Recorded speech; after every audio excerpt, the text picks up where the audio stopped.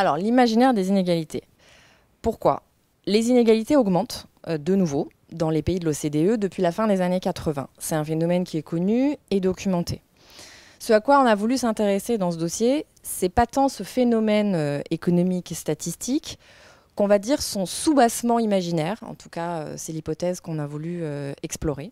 C'est-à-dire que les inégalités sont aussi le produit de la manière dont collectivement nous nous représentons ce qui est juste, ce qui ne l'est pas, et ce à quoi on cherche à lutter collectivement pour atteindre un ordre social qui serait juste.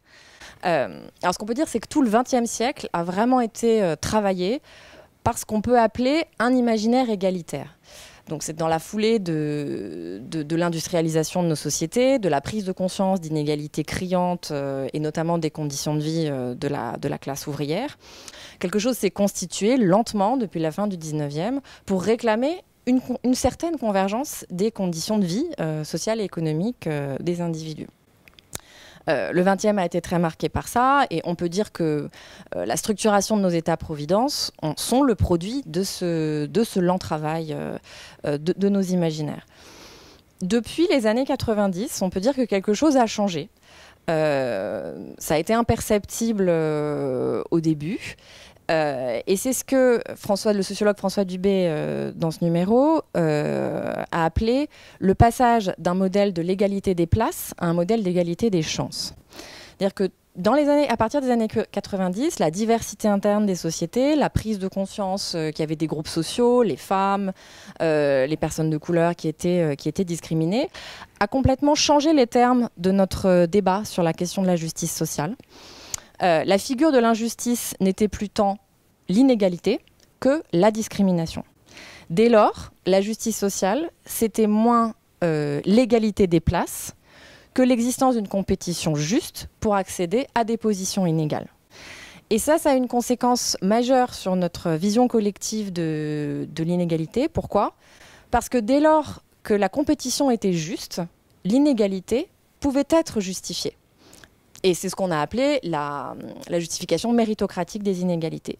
Si on n'a pas été discriminé, si les termes de la course étaient justes, alors il est légitime de pouvoir accéder à des positions qui soient inégales. Et dès lors que les inégalités sont justes, pourquoi chercher à les combattre ? Voilà, c'est toute l'hypothèse qu'a cherché à explorer ce dossier, que c'est aussi dans ces représentations collectives qui ont changé que se loge une dimension du phénomène de montée des inégalités. Les imaginaires n'appartiennent pas à un monde autre qui serait sans lien avec notre réalité. Ils ont des effets sociaux, politiques, économiques réels. Et aujourd'hui, la montée de différentes formes de populisme peut, de manière assez pertinente, s'analyser à la lumière de ce phénomène. Si crise des solidarités il y a, et si les inégalités, en particulier socio-économiques, sont possibles, justifiées, la réponse qu'apporte le populisme et qui est séduisante, c'est la recréation de solidarité, souvent sur un soubassement mythique, la nation, l'ethnie, le groupe social, quel qu'il soit, qui vont réinclure des personnes qu'on peut considérer, si je reprends l'expression de François Dubé, comme des vaincus de la course, ceux qui ont perdu, ceux qui n'ont pas réussi dans les termes de la compétition telle qu'elle se pose aujourd'hui.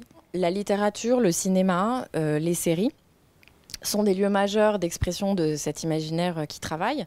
Et c'est intéressant de s'y pencher pour repérer les éventuels changements. Donc par exemple, je pense que dans des genres très différents, des romanciers contemporains comme Michel Houellebecq ou Virginie Despentes témoignent tous les deux de cette conscience que la société serait devenue une arène de combat de tous contre tous et que les solidarités telles qu'on les a connues jusque dans les années 90 ne fonctionnent plus. C'est intéressant parce que ce sont deux auteurs qui sont à la fois héritiers de la grande tradition de la fresque romanesque à la française, naturaliste, et qui ont intégré en même temps tout un référentiel, tout un univers américain de cette vision effectivement de la lutte de tous contre tous. Je pense aussi à tout ce qui se passe sur le plan de la télé-réalité. dont on ne mesure pas forcément à quel point ça a travaillé nos représentations sur le fait que on était en compétition les uns avec les autres, qu'à la fin il n'en reste plus qu'un. Tout ça a, je pense, fortement marqué, travaillé les esprits silencieusement et témoigne en tout cas d'un changement de nos croyances collectives sur la question de la justice et de l'égalité. Alors, quand on parle de Houellebecq et de Despentes, en particulier de Houellebecq, le moins qu'on puisse dire, c'est que la vision de l'avenir est sombre. Ils ne sont pas les seuls à évoquer ces questions-là. Dans les ruines de l'imaginaire solidaire tel qu'ils nous les décrivent, s'inventent aussi de nouvelles résistances.